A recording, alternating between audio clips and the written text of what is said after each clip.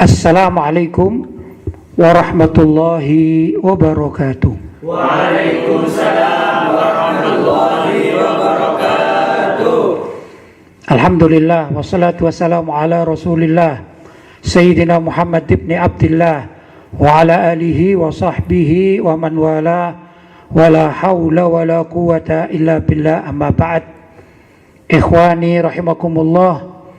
Alhamdulillah, Allah senantiasa melindungi kita dan memberi keselamatan bagi kita sehingga kita dapat melaksanakan kewajiban kita di dalam menghidupkan bulan suci Ramadan. Mulai pagi kita berpuasa dan juga kita mengkaji dan mengaji, ya, mutalaah, mudarosah, kemudian dilanjut dengan berbuka bersama.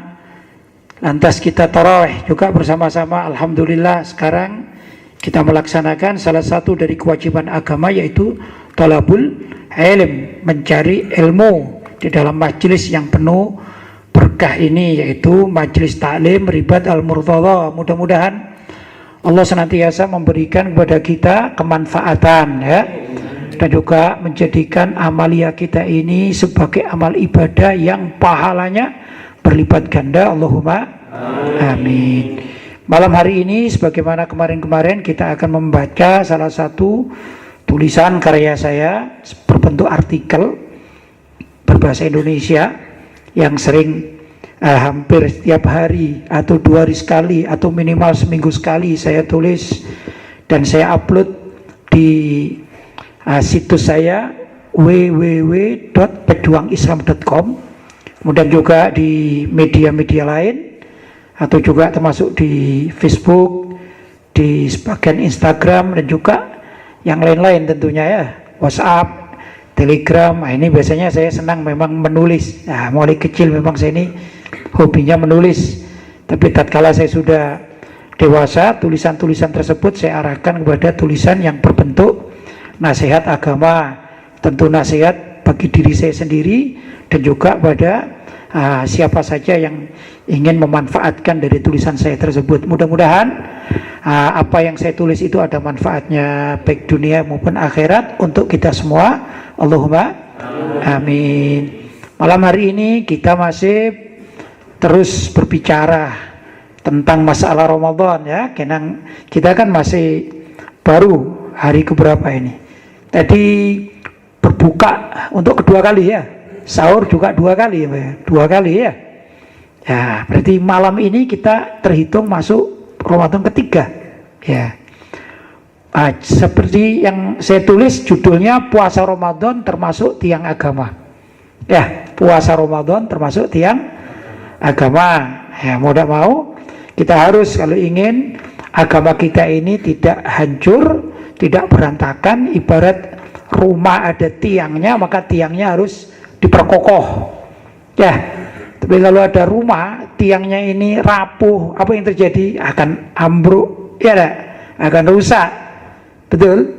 Nah, demikian juga kalau agama kita ini umat Islam tidak lagi mau berpuasa, di antara tiang-tiang itu kan ada tiang agama termasuk sholat, as-sholatu imaduddin, ya. Tapi ternyata puasa juga menjadi tiang agama karena ada puasa Ramadan yang hukumnya fardu, tiap orang harus melaksanakannya. Maka ini termasuk juga tiang agama. Bila mana tiang agama itu terus dirawat dan kokoh, maka insya Allah rumahnya akan lestari. Demikian juga agama, ya. Agama Islam ini kalau puasa Ramadan ini dijaga oleh umat Islam, insya Allah Islam itu akan tetap jaya, tidak akan ambruk. Artinya kalau Islam itu ambruk, ya sudah, namanya hari kiamat, ya dah. Kalau Islamnya ambruk namanya kiamat, karena kerusakan sudah berada di muka bumi ini secara menyeluruh. Tapi karena alhamdulillah sekarang masih banyak umat Islam yang berpuasa, kan begitu, ya, hampir di seluruh negara, baik yang negara-negara ini terkena corona seperti kita ini, ya dah, terlockdown oleh corona, tapi kita masih tetap berpuasa, ya. Mudah-mudahan dengan demikian saudara-saudara kita yang masih peduli dengan puasa Ramadan apapun yang terjadi atau kondisi apapun, kecuali yang diperkenankan seperti sakit, itu maklum ya. Tapi kan masih sehat, walaupun hanya di rumah saja ini ya, tapi di rumah saja tetap berpuasa. Karena itu mari sekarang kita baca, mudah-mudahan ada manfaatnya. Silakan Ustaz Burhan. Bismillahirrahmanirrahim. Alhamdulillahi rabbil alamin. Wassalatu wassalamu ala ashrafil anbiya wal mursalin Sayyidina Muhammadin wa ala alihi wa sahbihi ajma'in. Puasa Ramadan termasuk tiang agama. Karya Kiai Haji Lutfi Basori. Nabi Muhammad sallallahu alaihi wasallam bersabda, Islam dibangun atas 5 perkara: bersyahadat tiada Tuhan selain Allah dan Nabi Muhammad adalah utusan Allah, mendirikan sholat, mengeluarkan zakat, berpuasa Ramadan dan melaksanakan haji. Ya, ini termasuk apa? Rukun Islam. Rukun Islam ada 5 kan gitu ya. Antara lain bersyahadat atau bersaksi tiada Tuhan selain Allah dan Nabi Muhammad adalah utusan Allah. Ya. Yang kedua adalah mendirikan sholat, gitu ya. Yang ketiga adalah mengeluarkan zakat, baik zakat mal maupun zakat fitrah yang diwajibkan, ya dah. Zakat mal tentu bagi yang mampu mengeluarkannya karena memang dia cukup kehidupannya, dan ada syarat-syarat tertentu, yaitu mengeluarkan zakat mal, zakat harta. Zakat harta itu bisa perdagangan, ya dah, atau juga menyimpan perhiasan semacam emas, ya, atau juga mempunyai kebun yang sudah selayaknya untuk dizakati seperti kebun kurma, ya, kemudian mawashi, hewan-hewan ternak, ya dah, dan lain sebagainya yang ada tertulis lengkap secara rinci dalam kitab-kitab fikih. Kemudian antara lain juga rukun Islam yaitu melaksanakan puasa pada bulan suci Ramadan. Itu adalah tiang agama. Yang terakhir adalah melaksanakan ibadah haji bagi yang mampu. Jadi 5 hal ini termasuk tiang agama, ya dah. Silakan Ustaz. Puasa Ramadan termasuk alat pembersih diri dari penghambur-hamburan waktu dalam setahun bagi setiap muslim, serta bukti keikhlasan ibadah kepada Allah. Hingga Allah berfirman dalam hadis qudsi yang maknanya, semua amalan Bani Adam itu untuk atau milik mereka sendiri, kecuali puasa adalah untuk atau milikku, maka aku sendiri yang akan membalasnya. Ya, orang puasa itu banyak hal ya dari kemanfaatannya ya. Saya gambarkan ini begini. Ada mesin. Mesin itu kalau dipergunakan 24 jam tidak berhenti-berhenti selama 1 tahun, ya dah. Mau mobil, mau mesin pabrik, ya berjalan, tapi lama-lama kan juga perlu permajaan istilahnya ya, perlu perawatan, ya dah. Maka mesin yang semacam demikian itu perlu istirahat. Demikian juga badan kita ini. Badan kita ini mulai dari ma'idah itu dalamnya perut ini ya. Dalamnya perut ini setiap hari bayangkan aja makan, dan dia mengolah makanan ya, mengolah terus bikin rupa ini dalam 1 tahun. Maka perlu diistirahatkan walaupun sejenak, yaitu 1 bulan dengan berpuasa. Ya. Nah, itu satu dari segi fisik gitu ya. Kemudian subhanallah ada hadis, walaupun hadisnya ini kapasitasnya ada mengatakan hadis dhaif, tapi bukan hadis palsu ya. Ya, dikatakan ibadatun astagfirullah. Naumus shaim ibadatun. Naumus shaim ibadatun. Tidurnya orang puasa saja dihitung ibadah. Ya, tentu bukan berarti ini perintah bahwasanya orang puasa itu tidur terus saja. Enggak. Bukan begitu. Begini loh, maksudnya begini. Orang kan cenderung, orang itu kan mempunyai nafsu ya, dan cenderung nafsu itu mengajak kepada keburukan. Innan nafsala ammaratun bisu. Sesungguhnya nafsu itu senantiasa mengajak pada keburukan. Maka kehidupan manusia ya dalam setahun itu senantiasa diliputi oleh ajakan atau dorongan berbuat maksiat kepada Allah Subhanahu wa taala. Ya dah, karena ada nafsu di dalam diri manusia. Inna nafsala ammaratun, selalu mengajak, menyuruh kepada bisu, keburukan. Ya, itu dalam 1 tahun godaannya macam-macam itu. Ya, godaan hidup dalam 1 tahun. Maka ada satu waktu ini, yaitu bulan Ramadan. Andai kata orang itu hidup tanpa beribadah secara zahir, ya dah. Ibadah secara zahir itu ya, kalau malam kita sholat taraweh itu ibadah zahir namanya ya. Kita mengaji ini juga ibadah zahir. Kalau subuh, sebelum subuh kita makan sahur, ya dah, itu juga zahir. Sholat zahir.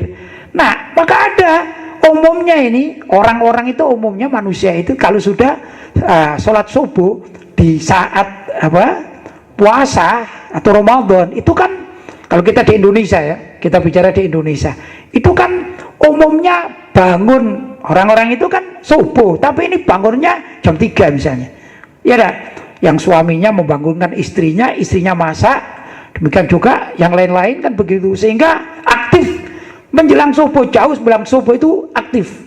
Nah, begitu batas subuh, ya dah, atau kurang lebih antara jam 6:30 atau apa itu, ya, ini kadang-kadang orang ngantuk, betul? Rata-rata begitu, jam 6 atau apalah, itu ngantuk. Nah, kalau ngantuk dia tidur misalnya, itu tidak dihitung maksiat, tapi dihitung ibadah, karena dialah rentetan dari amalia mengerjakan, memakmurkan bulan suci Ramadan. Luar biasa, ya gak? Atau kalau tidak demikian kan sunnah tidur itu qailula menjelang zuhur kan begitu ya. Setelah malam hari dia misalnya yang tahajud itu ya, kemudian yang masak, kemudian menunggu sahur, ya gak? Setelah sahur, khususnya ibu-ibu itu, kadang-kadang ibu-ibu setelah sahur itu masih mencuci piring, ya, dan lain sebagainya. Yang bapak-bapaknya mengaji atau apa, atau sholat dan segala macam, itu kan juga ada rasa lelah, letih, ya. Nah, kadang-kadang pagi itu masih harus bekerja. Ini asumsinya bukan musim lockdown ini, ya, asumsinya dia bekerja di kantor lah. Ada saat-saat tertentu orang itu capek, kan begitu. Nah, maka sunnah qailulah itu tidur sejenak di siang hari, misalnya menjelang zuhur, sebut jam 10:30 sampai jam 11. Atau kalau orang Indonesia ini senang tidurnya, istirahatnya pada zuhur, ya, namanya qailulah, istirahat sejenak. Itu kalau kita berpuasa dapat pahala. Bayangkan saja, ini adalah rahmat dari Allah Subhanahu wa ta'ala. Kalau kita tidak puasa ya tidur biasa, tapi kalau kita sedang berpuasa maka tidur kita ini dianggap ibadah. Luar biasa, itulah keagungan Allah, ya, kedermawanan Allah kepada umat Islam yang berpuasa. Luar biasa, itu dikatakan naumus shaim ibadatun. Bukan berarti mengajar ayo orang-orang yang puasa mulai subuh sampai maghrib nanti tidur terus, ya, bukan begitu. Kewajiban tetap kewajiban, dan nyatanya umat Islam kan tidak begitu, ya. Baik, kecuali di musim lockdown ini, ya. Di musim lockdown jangankan puasa, kan begitu, ya. Wong tidak puasa aja hidupnya apa kalau di rumah makan, tidur, habis itu bangun, tidur lagi, bangun lagi, tidur lagi, bangun lagi, tidur lagi, persis seperti ajaran Basurip, kan? Ya, itu kalau lockdown, ya. Nah, tapi kita tidak bicara itulah. Tapi yang jelas bahwasanya puasa itu, orang puasa Ramadan ini filter dari 1 tahun penuh, ya dah. Maka ada satu filter bahwa orang itu akan senang beribadah kepada Allah. Yang semula malas bertobat tapi sudah masuk waktunya Ramadan, maka terlintas dirinya untuk bertobat kepada Allah. Orang yang malas untuk mengaji, akhirnya di bulan suci Ramadan ingin mengaji. Orang yang sholatnya itu cuman standar saja 5 waktu, ya dah, di hari biasa, begitu ada Ramadan ingin taraweh, ya. Orang yang kalau biasanya subuh ini biasanya di masjid-masjid, ini bukan lockdown, ya, bukan musim lockdown, itu kadang-kadang satu shaf itu 4 orang itu, ya, imam dengan 3 orang, jadi 4 orang, ya. Tapi kalau Ramadan biasanya sampai 2, 3, 4 shaf, ya. Ini Allah memberikan satu ketenangan jiwa bagi seseorang, karena di musim Ramadan ini ada yang berpuasa, maka dengan puasa itu Allah memberikan kekuatan lebih. Itu kenyataan demikian, ya. Luar biasa. Silakan Ustaz. Puasa adalah bentuk pengorbanan hamba untuk mencegah dirinya dari perbuatan mubah atau boleh. Makan, minum, jima atau bersetubuh dengan istri hukumnya mubah di siang hari selain bulan Ramadan. Tapi semua itu ditinggalkan demi ketaatan hamba kepada Allah. Ya, puasa itu kan meninggalkan makan, apalagi minum, yang boleh di bulan-bulan lain, ya enggak? Kumpul dengan istrinya di bulan lain siang hari boleh, tapi kalau Ramadan jadi tidak boleh. Ya. Nah ini pengorbanan. Karena pengorbanan, maka Allah menerima pengorbanan umat Islam yang berpuasa tersebut. Bahkan Allah sendiri yang mengakui, dikatakan semua amalan Bani Adam itu lahu, milik mereka sendiri. Jadi kalau kita zakat itu milik kita sendiri, maksudnya pahalanya ya sesuai dengan tingkat zakat kita, ikhlas tidak ikhlasnya, ya dah. Kita apa saja misalnya, kita sholat pun tergantung dari kita khusyuk tidak khusyuk, ya dah. Kita kalau berjamaah dapatnya banyak, kalau nggak berjamaah dapat satu, itu berhitungan sesuai dengan apa yang dilakukan. Tapi puasa beda. Kata Allah SWT, puasa itu milikku. Karena mereka meninggalkan makanan, minuman itu hanya untukku. Begitu. Fa'ana ajzibi. Kata Allah, maka aku sendiri yang akan memberi pahala mereka. Aku yang hitung pahala orang-orang yang berpuasa. Itu bukan milik mereka sendiri, tapi milikku. Begitu luar biasa, ini diakui oleh Allah Subhanahu wa ta'ala. Ya sangat luar biasa. Silakan Ustaz. Puasa dapat menghilangkan sifat sombong. Atasnya. Puasa adalah tempat pendidikan bagi kalangan yang mampu ekonomi secara normal, agar merasakan lapar dan susahnya kehidupan kaum fakir dan miskin. Diharapkan dimulai bulan Ramadan jiwa rahmat. Ulangi. Diharapkan dimulai bulan Ramadan ini jiwa rahmat dan kasih sayang kemanusiaannya terhadap orang-orang yang membutuhkan bantuan dapat timbul dalam dirinya. Ya, puasa ini juga pendidikan, ya, pendidikan di kalangan orang-orang yang mampu di dalam perekonomian, ya dah. Orang yang mampu ekonomi, kasarnya orang yang cukup atau kaya, ya dah. Maka bulan suci Ramadan ini termasuk ujian bagi mereka. Karena orang kaya itu kan mampu membayar, ya. Misalnya ada orang, mendapatkan informasi orang yang tidak puasa boleh membayar jizyah atau membayar denda itu. Kira-kira orang kaya-kaya nggak ada yang puasa kita. Ya enggak? Betul? Tapi enggak begitu. Ya, enggak begitu Islam. Semuanya wajib puasa. Kenapa? Kalau orang miskin berpuasa itu biasa. Walaupun bukan dalam artian puasa agama ya. Misalnya enggak makan, itu biasa. Orang miskin enggak makan itu biasa. Ya enggak? Kata orang-orang, istilahnya itu orang miskin itu makanannya ini teratur. Kalau makan teratur, sehari makan, sehari tidak makan. Jadi ya istiqomah. Sehari makan, sehari tidak makan. Besok makan, besoknya lagi tidak makan. Jadi istiqomah kekurangan gitu ya. Tapi kalau orang kaya, orang cukup kan enggak makan terus kan gitu ya. Kalau orang miskin makannya sehari makan, sehari tidak. Kalau orang kaya sehari 3 kali makan. Itu pun masih nambah lagi. Ya enggak? Nah, makanya kan banyak orang kaya-kaya gemuk-gemuk kayak gini ya, Masya Allah ini semua ya. Ustaz-ustaz di sini nih, walaupun tidak kaya ya, tidak kaya belum, tapi mengikuti orang kaya rupanya, sehingga Allah SWT ini memberikan manfaat jadi gemuk-gemuk itu ya. Ini berarti makannya 3 kali sehari ini ya, jelas. Bukan terhitung miskin yang sehari makan, sehari tidak makan, begitu ya, Masya Allah. Nah, bagi orang kaya maka ini adalah cobaan, ujian, kuat atau tidak kuat mengikuti perilaku orang miskin, artinya yaitu tidak makan, tidak sembarangan. Itu satu. Jelas ya? Nah, ini termasuk cobaan.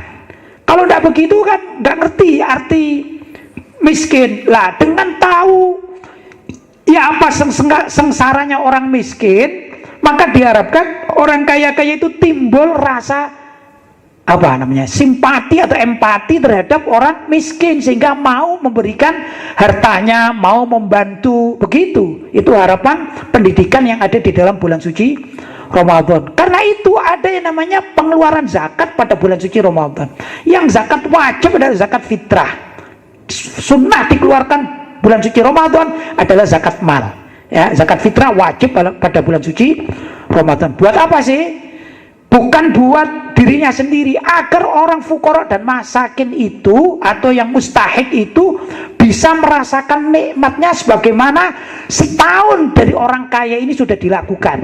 Maka bulan Ramadan ini memberikan ajaran, kamu yang sudah kaya, sudah cukup, ayo bantu sana. Maka difardukan mengeluarkan zakat fitrah, itu minimal. Nah, disunnahkan untuk mengeluarkan zakat mal, ya dah, itu juga pada bulan suci Ramadan. Padahal bulan suci Ramadan itu tidak harus dikeluarkan pada bulan suci Ramadan, tapi sunnahnya, ya dah.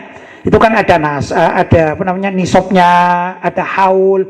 Nisab itu hitungan tertentu gitu ya. Kalau haul itu hitungan 1 tahun, tapi disunnahkan, ya, disunnahkan dikeluarkan, atau misalnya takjil atau mendahulukan menghitungnya itu pada bulan suci Ramadan dikeluarkan. Begitu sunnahnya. Biar apa? Dapat pahala yang sangat banyak. Dan disitulah yang namanya tarbiyatul ummah, mendidik umat yang miskin terdidik dengan dapat rezeki. Apakah mereka kalau dapat rezeki itu lupa kepada Allah atau tetap ingat? Bagi orang yang kaya di saat itu sayang enggak? Sangat sayang terhadap hartanya untuk dikeluarkan secara zakat, atau memang lillahi ta'ala? Ini juga ujian tarbiyah, ya. Jadi dua-dua hal ini sangat keterikatan, ada keterikatan begitu ya, antara orang kaya dan orang miskin dalam masalah zakat. Kapan itu waktunya? Pada bulan suci Ramadan. Silakan Ustaz. Puasa dapat menghilangkan sifat sombong, karena orang yang berpuasa akan merasakan kelemahan dirinya, bahwa ternyata banyak orang lain menjadi lemah karena kurang makan dan minum. Subhanallah, ya, orang berpuasa ini menghilangkan rasa sombong, ya.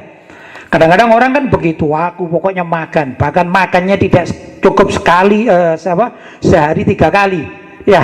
Sudah makan di rumah masih marung embo lagi, nambah lagi, kan gitu ya. Nanti ada orang jualan ting ada es deli lagi, ya dah. Itu orang cukup, dia tidak pernah ingat bahwa orang lain itu kalau lapar itu lemah. Maka alhamdulillah dengan adanya Ramadan kita wajib puasa, akhirnya kita tahu, ya juga ya. Contoh misalnya, kalian yang saya tahu ini ya, ini atau juga secara umum ini, main bola misalnya, pingin main bola itu, kira-kira suruh main bola jam 7 pagi itu, tertarik enggak bulan suci Ramadan? Enggak ada yang tertarik, ya enggak? Kenapa? Karena itu waktu itu ya, sudah mulai haus, ada lapar, kan gitu kan. Ternyata orang miskin kan begitu, orang yang dari subuh tidak makan, sampai jam 7 atau sampai jam 8 tidak makan, mereka juga lemas, ya enggak? Maka mereka kalau ada orang miskin tidak mau olahraga karena lemas, kamu itu gimana sih kok lemas saja? Tanya dulu, makan sudah apa belum? Kalau belum, kenapa kok belum makan? Ya apa yang mau dimakan? Ya, beras saja nggak ada, apa yang mau dimakan? Nah ini perlu diperhatikan. Kenapa? Ternyata orang tidak makan dan tidak minum itu lemes. Jelas ya? Nah kalau sudah lemes, cenderungnya apa? Biasanya senang tidur. Tapi kalau orang ini ibadah, kalau orang ini puasa, tidur pun diberi pahala, luar biasa jadinya, ya. Silakan Ustaz. Jadi manusia itu butuh makan dan minum. Ternyata kehidupan seorang itu sangat bergantung kepada makanan dan minuman, hingga dirinya tahu betapa besar karunia Allah yang dilimpahkan kepadanya pada setiap hari yang berupa rezeki makanan dan minuman. Luar biasa ya. Jadi orang itu ternyata tergantung dari makan dan minum juga, ya. Kalau orang tidak makan dan tidak minum lemes, kan begitu, tidak bisa bekerja. Orang mau cari harta, ternyata juga harus makan dan minum. Orang kepingin sehat, orang ingin berprestasi, orang kepingin dan segala macam itu harus makan dan minum. Bahwa ketahuilah, kalian berprestasi misalnya, mau jadi apa saja, mau jadi pejabat, mau jadi tokoh masyarakat, mau jadi orang kaya, mau jadi dan segala macam itu karena kalian makan dan minum. Tahu dari mana itu makan dan minum? Rezeki dari Allah, ya. Jadi semua itu ada, nilai dari Allah itu ada, bukan sombong. Ini aku sendiri, belum tentu. Ya dah. Kadang-kadang orang yang kaya-kaya atau yang mampu-mampu, pejabat-pejabat, kalau sudah diberi sakit oleh Allah, tidak bisa makan, tidak bisa minum, itu apa? Ya gelisah, bukan sekedar gelisah, kebingungan, karena tidak bisa makan, tidak bisa minum. Kok bisa nggak bisa makan? Nasi ada tapi mulutnya sakit. Gimana ya? Kayak sekarang ini Corona ini, COVID-19 ini, misalnya ada orang punya harta, ya dah, tapi nggak bisa beli makanan, nggak bisa beli minuman, nggak bisa makan, nggak bisa minum, maka uangnya dibuang-buang itu, seperti di Italia, di Cina itu nggak ada harganya, ya dah. Nah ini kenapa? Karena itu kita harus berterima kasih kepada Allah SWT, bersyukur kalau kita masih bisa makan dan minum, karena itu adalah rezeki dari Allah SWT. Jelas ya? Silakan Ustaz. Puasa itu adalah pendidikan kesabaran. Maka puasa itu dapat membentuk jiwa seseorang menjadi sabar dalam menghadapi cobaan, khususnya cobaan kehidupan yang seringkali datang bertubi-tubi. Ya, puasa adalah pendidikan kesabaran. Ya, sabar menanti kan. Ya, orang menanti, menunggu itu adalah pekerjaan paling membosankan. Misalnya begini, misalnya kalian setelah setelah sahur, maka kalian menunggu azan maghrib. Betul? Padahal mulai subuh ini, subuh baru selesai sholat, udah yang ditunggu azan maghrib. Gak percaya? Kalau punya uang, kalau tidak lockdown, itu pagi ada kesempatan belanja, sudah mempersiapkan takjilnya apa, makannya apa. Ya, ini yang ditunggu adalah azan maghrib. Maka di bulan puasa ini, di bulan Ramadan itu, sesuatu yang paling dirindukan oleh umat Islam adalah muadzin di waktu maghrib. Itu orang paling dirindukan oleh umat Islam. Apaan ini ya? Ya enggak? Kadang-kadang gak sabar kadang-kadang. Ayo kita azan sendiri gitu. Ada kan main-main gitu ya. Waduh ini lama ini, masih setengah jam lagi, gak kuat ini kan gitu. Ternyata apa? Ada sesuatu yang ditunggu, yaitu perlu sabar. Menunggu sesuatu yang lama itu harus sabar. Lah ini latihan kesabaran. Ya enggak? Bahkan kurang 5 menit saja. Maaf ya, kalau dulu ya, saya nggak tahu sekarang ya. Anak-anak kecil itu misalnya bawa permen gitu ya, ada itu menunggu. Nah kalau di sini kan ada apa suara apa sirine. Kalau zaman dulu waktu saya seusia kalian itu ada namanya blanggur, di katanya orang Jawa itu. Blanggur itu seperti petasan besar gitu naik ke atas, kemudian sudah di atas dia berbunyi blam gitu ya. Tapi terdiri dari apa? Bejana yang dari batu atau bukan dari batu, dari tanah, gendok semacam demikian, disetting akhirnya naik, kemudian blam gitu, delem gitu. Ini dulu saya pribadi lah masih kecil itu menyiapkan kalau permen misalnya begini, permen, dan itu ada seperti lampu kilat itu, lap gitu ya, kilat seperti itu kayak petir, belum gitu ya. Itu anak-anak masih kecil-kecil dulu saya begini. Jadi menunggu itu susah, sedih tadi, lama ditunggu-tunggu, lama. Mulai nunggu itu kalau sekarang jam 5 itu nunggu lama di depan pintu itu melihat ke atas. Lah begitu ada suara gitu ya. Kemudian lap. Ini yang namanya anak kecil-kecil waktu itu ya, masih kelas SD, SMP itu. Kadang-kadang gak sadar ini, gak sabar kadang-kadang.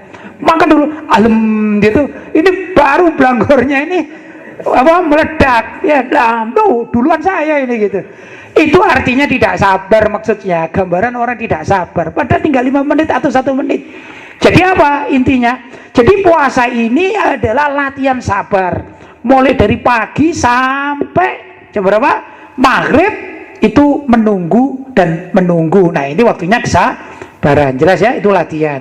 Mudah-mudahan dengan demikian diharapkan maka orang itu menjadi penyabar. Karena kalau sudah ada latihan semacam ini, tertimpa apa-apa bertubi-tubi musibah ini terbiasa, ya biasa saja. Ya dah, karena terlatih sudah. Misalnya orang yang di lockdown, kalau orang itu biasa puasa, kemudian di lockdown makannya sehari cuma 2 kali, kalau hari biasa 3 kali, kan sudah latihan sabar, tidak masalah. Ya enggak? Jadi subhanallah ini di lockdown di bulan Ramadan ini termasuk satu hal yang apa ya, sepadan begitu ya, perlu kesabaran. Ternyata ada lockdown karena corona, dan sekarang di bulan suci Ramadan yang makannya cuma 2 kali, habis itu selesai kan begitu ya. Subhanallah. Lanjut Ustaz. Bagi umat Islam yang giat berpuasa, maka akan terbentuk ketegaran dalam jiwanya sekalipun menghadapi problematika kehidupan yang datang silih berganti. Ya luar biasa bagi umat Islam yang giat berpuasa. Paling enggak puasa Ramadan ini enggak lobang-lobang ya, kecuali yang uzur ya. yang orang normal-normal saja, sehat-sehat saja, bukan ibu-ibu yang sedang haid atau nifas atau menyusui, ya, bukan seperti itu. Maka yang normal-normal ini diharapkan tidak sampai melupakan atau melepaskan dari puasa pada bulan suci Ramadan, karena itu akan membentuk kejiwaan yang tegar tatkala ada silih berganti musibah atau apa percobaan problematika umat, maka dia akan tegar, itu terlatih pada bulan suci Ramadan. Jelas ya? Mudah-mudahan apa yang saya sampaikan, yang kita bahas ini ya, kita mendapatkan keberkahan dari Allah Subhanahu wa taala dan ada manfaatnya. Mudah-mudahan puasa hari kita di bulan suci ini, di musim corona, tetap tidak berkurang nilai ibadah kita, niat kita ya. Kita berterima kasih kepada Allah Subhanahu wa taala, bersyukur kepada Allah Subhanahu wa taala bagi orang-orang yang berada di zona merah. Ya dah. Nah, maka mereka di lockdown atau diisolasi di rumahnya, tapi tetap semangat di dalam melaksanakan kewajiban ibadah pada bulan suci Ramadan, baik yang wajib maupun yang sunnah. Mudah-mudahan kita mendapatkan semua itu, Allahumma amin. Baik Ustaz, selesai pembacaan artikelnya. Saya persilakan kalau ada pertanyaan. Alhamdulillah Pak Kiai. Ini sudah ada beberapa pertanyaan yang masuk pada malam hari ini. Baik. Ini ada pertanyaan dari hamba Allah dari Tuban. Assalamualaikum warahmatullahi wabarakatuh. Assalamualaikum warahmatullahi wabarakatuh. Kiai, saya mau tanya masalah zakat. Kalau seumpama saya membayarin zakat orang tua di Tuban, orang tuanya di Tuban ya? Iya. Tidak di kampung orang tua saya di Bandung, bagaimana? Sebelumnya saya ucapkan terima kasih. Ini kayaknya yang tanya orang Tuban. Oh, berarti orang tuanya orang Bandung, mungkin ya? Iya. Oh, mengeluarkan zakat bukan di kampung yang dizakati gitu ya. Pertama begini, menurut mazhab Syafi'i radhiyallahu taala anhu, Imam Syafi'i ya, itu hendaklah membayar zakat itu di kampung halamannya atau di desa dia hidup, begitu ya. Kalau saya kan di Singosari, jadi mencari fuqara dan masakin di Singosari. Kalau masih memungkinkan di kampung sini, itu paling afdol, ya dah. Tapi kalau kampung sini nih kaya-kaya, maka menyeberang ke kampung sebelahnya, itu sunnahnya begitu. Sampai kemudian mekar-mekar ya di daerah sendiri, wilayah sendiri gitu ya. Saya katakan di Singosari gitu. Tapi ini kasusnya orang tuanya ada di Bandung ini, sedangkan orang tuanya itu tidak mampu bayar zakat. Lah saya misalnya orang tua saya, kebetulan orang tua saya sudah almarhum ya, almarhumah. Tapi andai kata kan gitu, orang tua saya ini orang miskin, beliau hidup di Jakarta, terus bagaimana? Ya saya tanggung, ya dah, saya tanggung. Saya tidak wajib mengeluarkan di Jakarta karena saya orang Singosari, maka bolehlah saya mengeluarkan zakat atas nama ayah dan ibu saya itu di Singosari, karena yang mengeluarkan zakat kan saya. Ya, itu boleh menurut sebagian para ulama Syafi'iyah. Tapi yang jelas menurut mazhab Hanafi itu boleh untuk pindah wilayah. Mazhab Hanafi. Sedangkan ulama-ulama Syafi'iyah sebagiannya itu mengamalkan seperti itu. Ini tertulis dalam kitab Buhyatul Mustarsyidin. Ya, diterangkan semacam itu. Jadi boleh, intinya begitu. Tapi kalau cari afdol, maka hendaklah dikeluarkan di kampung halaman, termasuk kalau ini ya dikeluarkan di Bandung. Tapi kan tidak tahu kondisi orang tuanya bagaimana, mungkin sudah tua, tidak bisa keluar, kan gitu, apalagi sekarang lockdown, kan gitu ya. Kan begitu, ini juga situasi-situasi yang nggak bisa sama satu kejadian dengan kejadian yang lain.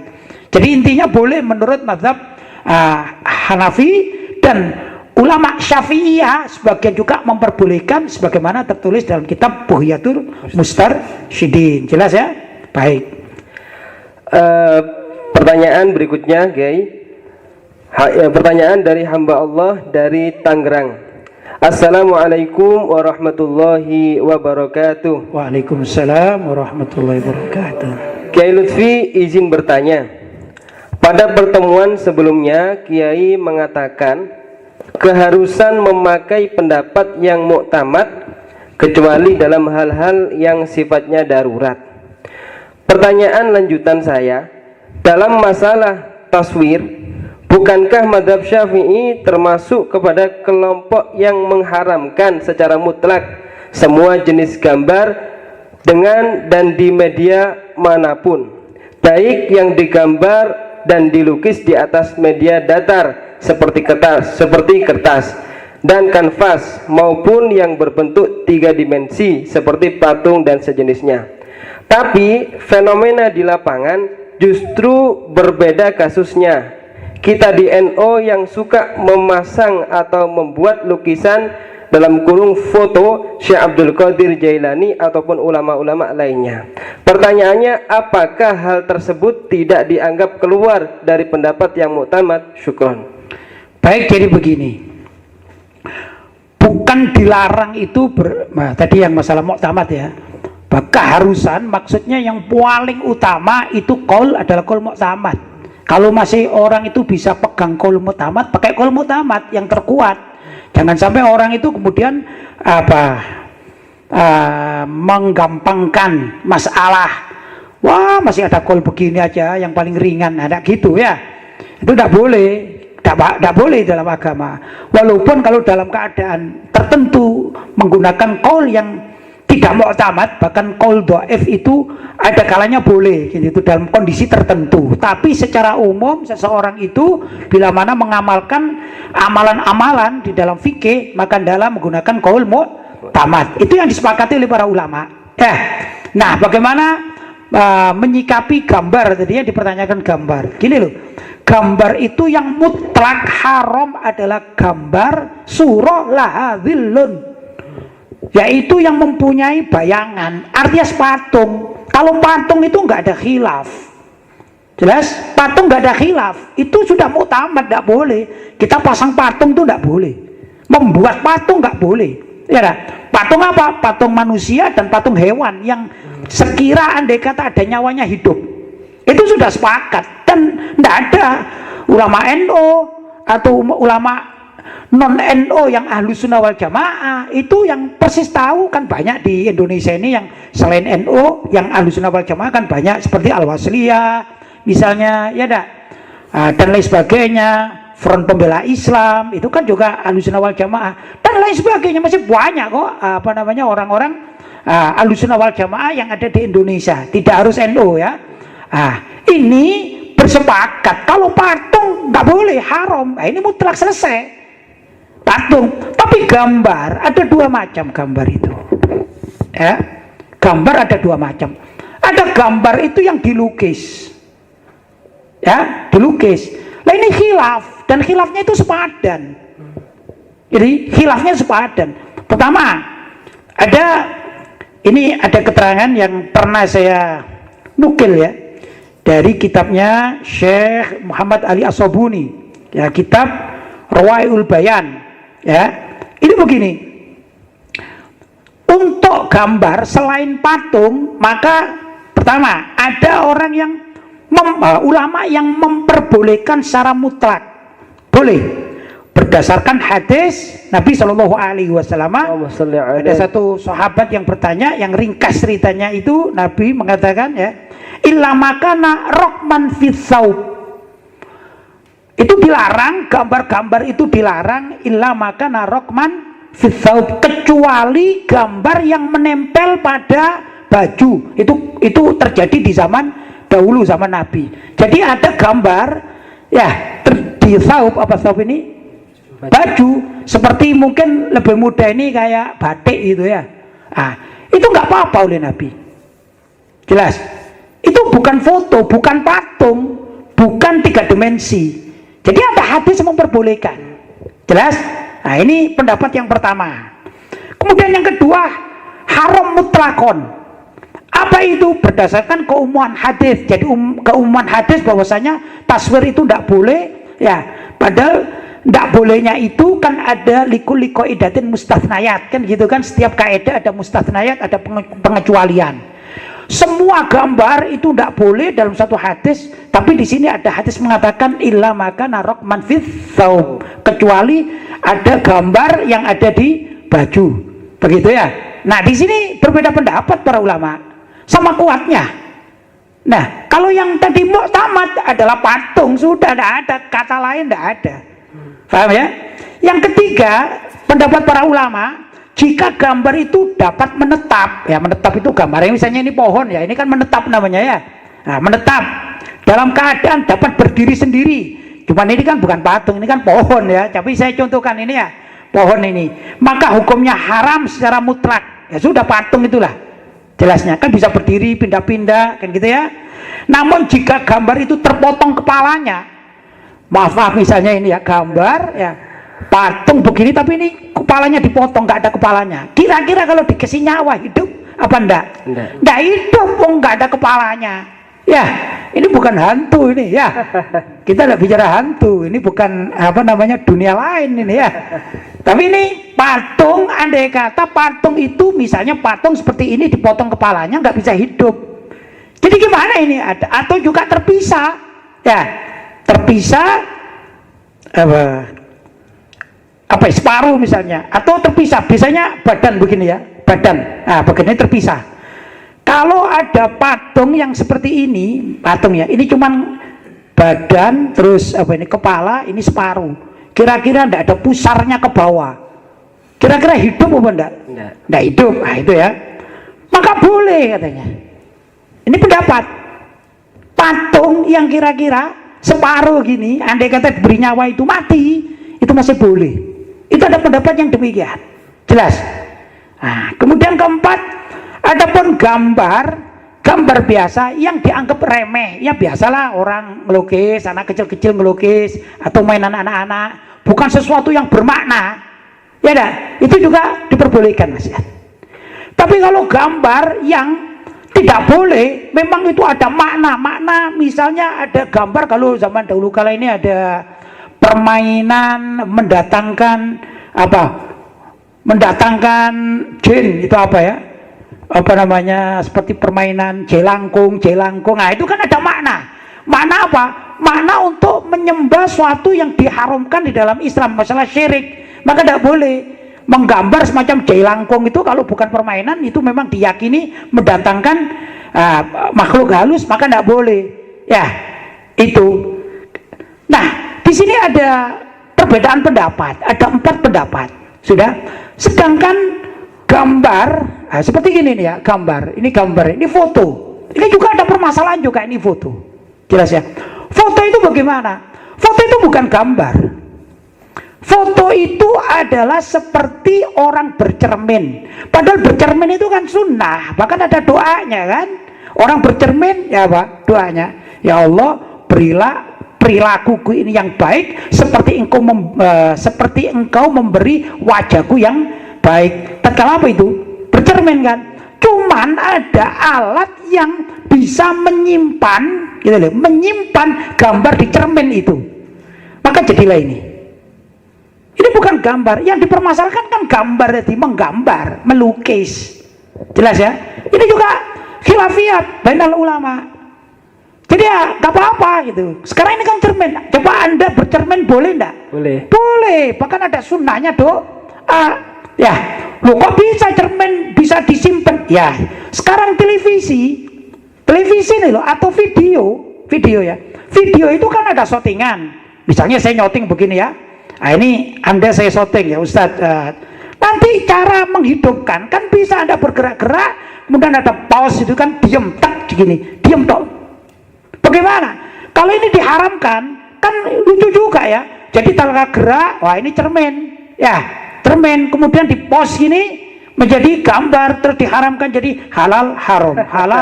Nggak begitulah agama. Jelas ya? Ada kondisi-kondisi tertentu nggak apa-apa, seperti gini tidak apa-apa. Itu menurut juga pembahasan ulama-ulama al-asri, orang ulama-ulama sekarang. Jelas ya? Jelas. Ya, mudah-mudahan ada manfaatnya ya, ada kejelasan. Baik. Jadi tidak gambar tadi saya katakan itu bukan berarti meninggalkan qaul mu'tamad, tidak. Yang qaul mu'tamad memang benar-benar tidak boleh adalah patung, dan ini sudah sepakati. Selesai. Yang lain-lain khilafiyah yang sifatnya itu sama. Ada yang begini dan kondisinya memang semacam itu. Jelas? Baik, lanjut Ustaz. Pertanyaan berikutnya Kiai dari hamba Allah dari Cikarang. Assalamualaikum warahmatullahi wabarakatuh. Waalaikumsalam warahmatullahi wabarakatuh. Minta maaf Kiai, izin bertanya kembali. Di tengah kondisi seperti sekarang ini, mendadak banyak warga yang kehilangan penghasilan hariannya. Baik. Sehingga kesulitan untuk memenuhi kebutuhan sehari-hari. Namun di satu sisi masih memiliki kendaraan dalam kurung motor, namun tidak mungkin dijual karena merupakan alat pembantu utama dalam mencari nafkah. Baik. Dan juga masih memiliki rumah dalam kurung masih harus bayar cicilan bulanan. Ya. Pertanyaan saya, apakah orang-orang yang seperti ini bisa dikategorikan sebagai fakir miskin sehingga berhak menerima zakat? Mohon penjelasannya Pak Kiai. Jazakumullah khair. Baik, kalau seperti yang diterangkan tadi dalam pandangan saya itu ya dia termasuk masakin dia ini. Ya enggak? Dia nggak punya penghasilan yang mencukupi gitu ya. Punya rumah pun masih nyicil. Ya enggak? Punya motor satu dipakai kerja, itu pun kalau dijual tidak bisa kerja lagi dia kan gitu ya. Itu nggak boleh itu dikatakan ini harta yang berlebihan, bukan itu ya. Fuqara menurut bahasa atau menurut istilah di dalam bab zakat ini yaitu orang fakir yang memang dia tidak mempunyai penghasilan tetap. Misalnya ada orang itu yang kalau dihitung-hitung secara matematika setiap hari itu memerlukan uang 100.000 untuk menghidupi dirinya dan keluarganya. Tapi dia dalam satu hari dia hanya mendapatkan uang 50.000, 40.000, 25.000, dan tidak cukup. Sehingga ibarat makan gitu, ibarat makan itu sepiring berdua gitu ya. Bukan karena mesra dengan istrinya, karena memang nggak ada yang dimakan ya.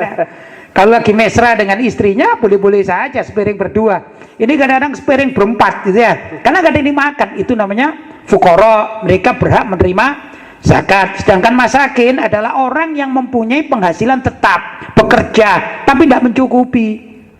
Kalau misalnya kebutuhan orang itu tadi berapa? 100.000 setiap hari untuk hidup dengan keluarganya, ya dah. Dia hanya mendapatkan uang 90.000, sekali-kali dia dapat 200.000, tapi itu pun setahun sekali.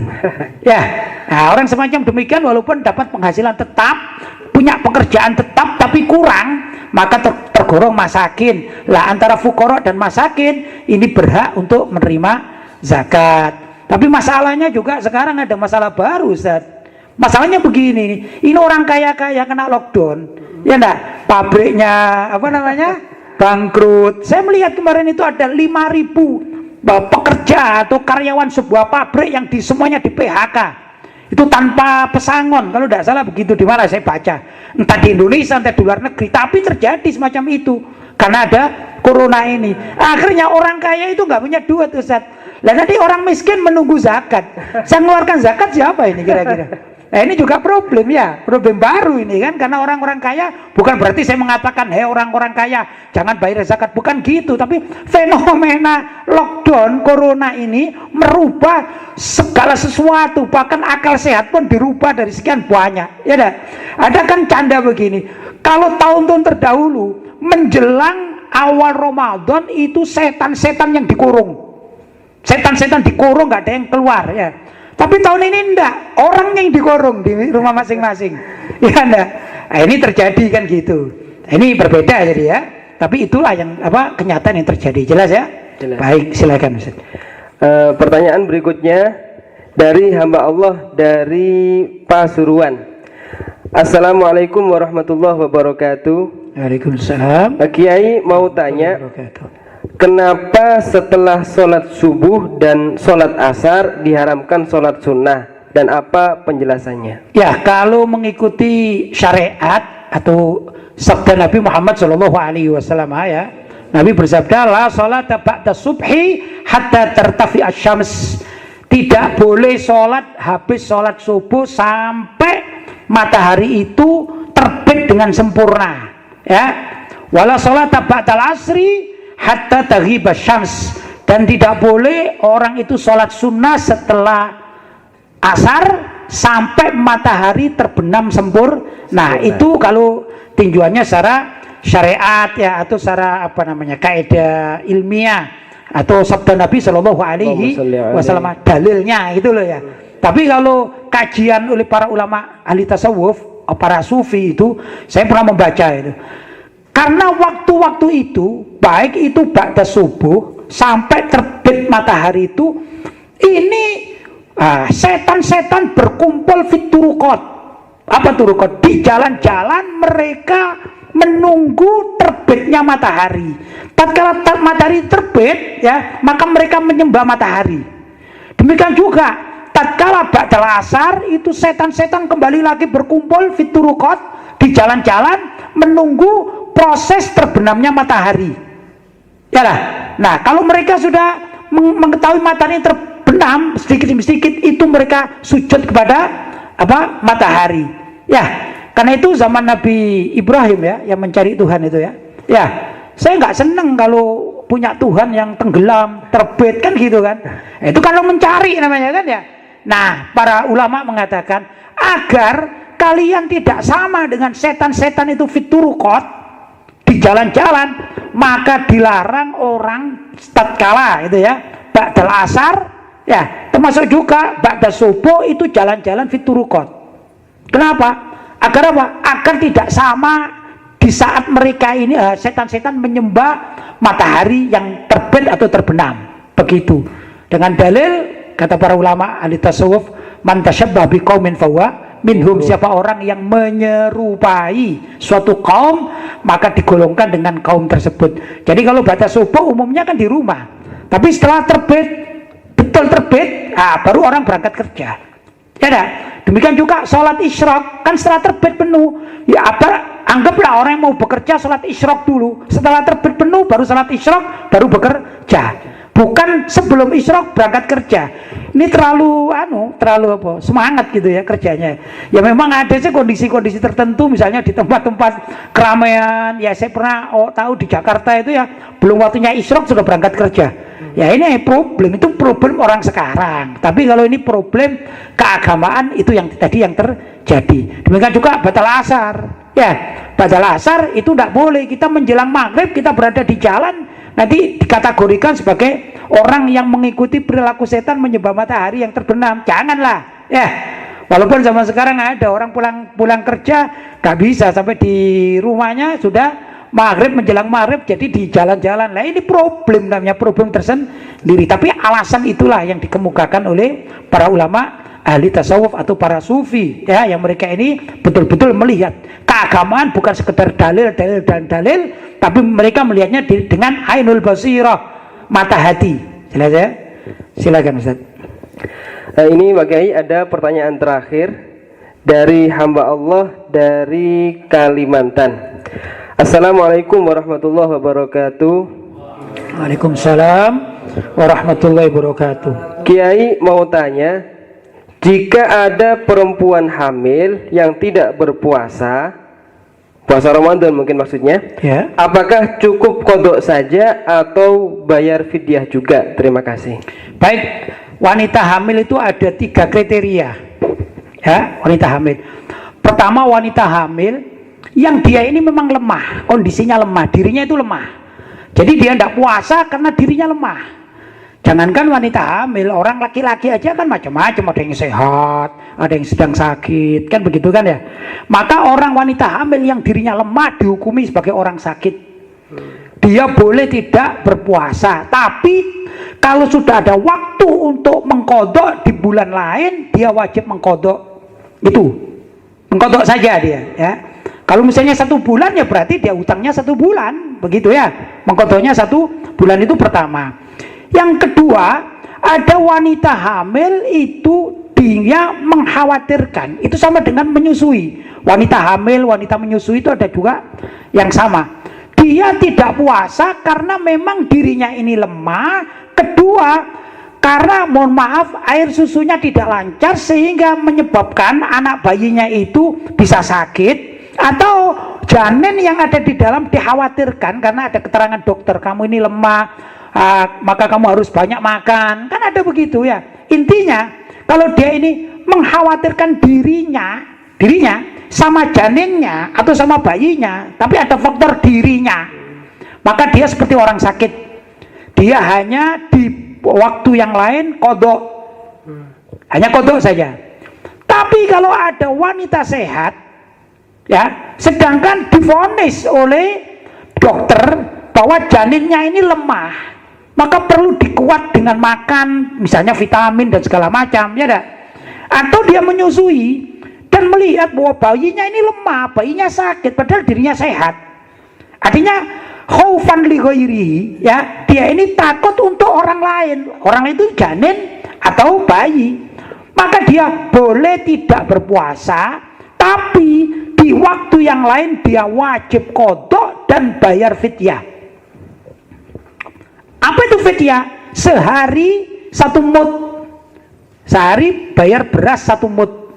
Nah, 1 mud itu kalau ada hitungan kurang lebih 6 on sekian gitu ya. Kalau saya mungkin lebih enak dikatakan 1 harinya 7 on.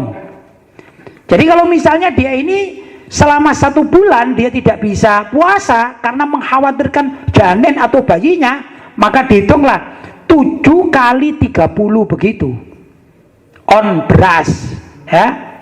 Jumlahnya berapa? Ya itu sudah dihitung, nanti dibayarkan ke fuqara dan masakin begitu. Jelas ya? Ada 3 kriteria bagi orang yang hamil atau sedang menyusui. Jelas ini? Jelas. Baik. Ada lagi Ustaz? Sudah habis, Kiai. Alhamdulillah. Sudah jam 9 juga. Mudah-mudahan apa yang kita bahas ini jadikan pembahasan yang berbarokah. Amin. Dan mendapatkan pahala yang berlipat ganda ya. Amin, karena orang yang duduk sesaat untuk mempelajari hukum halal dan haram menurut sebagian para ulama itu jauh lebih afdal daripada orang sholat sunnah sendirian 1000 rakaat. Kapan kita mampu sholat sendirian 1000 rakaat? Gak mampu kita. Tapi kita dengan duduk kita ya, mulai jam berapa tadi? Jam 8 sampai jam 9. Sa'ah, ini sa'ah dalam bahasa kamus 1 jam. Padahal sa'ah di situ adalah sesaat. Ya, ini persis 1 jam ini ya. Jadi sesaat juga 1 jam. Mudah-mudahan ini pahalanya yang kita dapatkan lebih baik daripada sholat sunnah 1000 rakaat yang kita tidak pernah mampu itu melakukannya ya. Yaitu kalangan orang-orang khusus, para wali-wali, ahli ibadah, kan begitu ya. Kalau kita ini mungkin masih wali murid ya. Ya mudah-mudahan kita jadi wali murid semuanya ya Allahumma. Amin. Yaitu yang biasa saya sampaikan ya ikhwan, mudah-mudahan ada manfaatnya, dan kalau ada hal-hal yang kurang tepat, sekali lagi saya senantiasa menerima apabila ada pihak-pihak yang ingin menyampaikan koreksi pada saya ya. Karena memang tidak ada orang yang sempurna ya, yang sempurna Rasulullah Shallallahu Alaihi Wasallam. Itu saja. Ada ma aqulu lakum walafu minkum. Wassalamualaikum warahmatullahi wabarakatuh. Waalaikumsalam.